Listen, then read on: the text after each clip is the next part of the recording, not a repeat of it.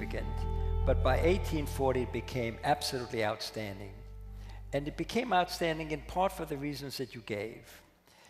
The University of Vienna Medical School belonged to the University of Vienna, and the hospital, the Allgemeine Wiener Krankenhaus, was part of the university. So it was part of an academic system that had the standards of the university, number one. Number two, Vienna was one of the early places where autopsies were routinely performed. The church did not oppose the church did not oppose autopsies of patients who died in the hospital.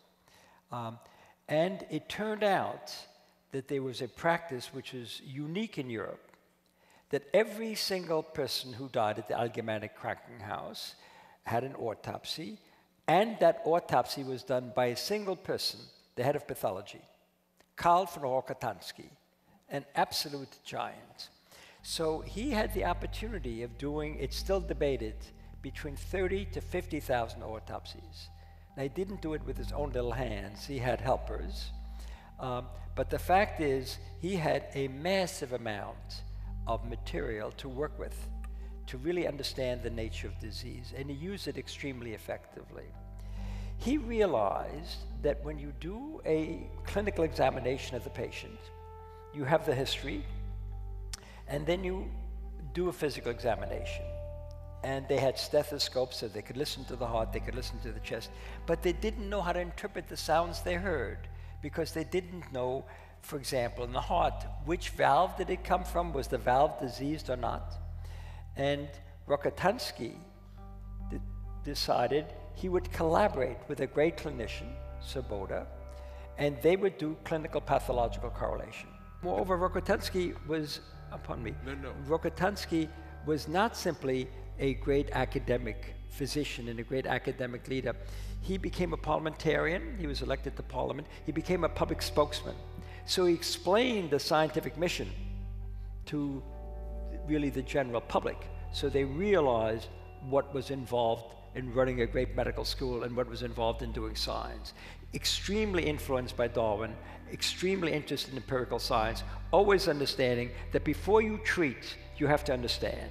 So all this quackery which dominated medicine in Europe until the 19th century, he was one of the people, I mean, many people contributed to it, but he was one of the people that helped abolish it. And medical schools in the United States at that time were really miserable. Before the Flexner Report, you know, medical schools in the United States were really of very poor quality. Some students from America went to study with him. First to Paris, and then they came to Vienna.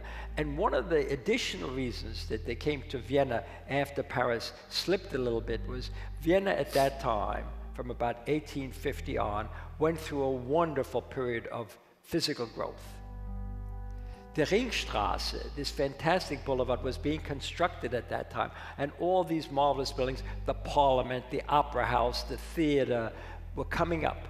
So they had this magnificent city, all this intellectual excitement going on, in addition to having a great medical education. I am delighted to have ultimately switched to biology, where a delusional optimism still abounds. Thank you very much. That was wonderful.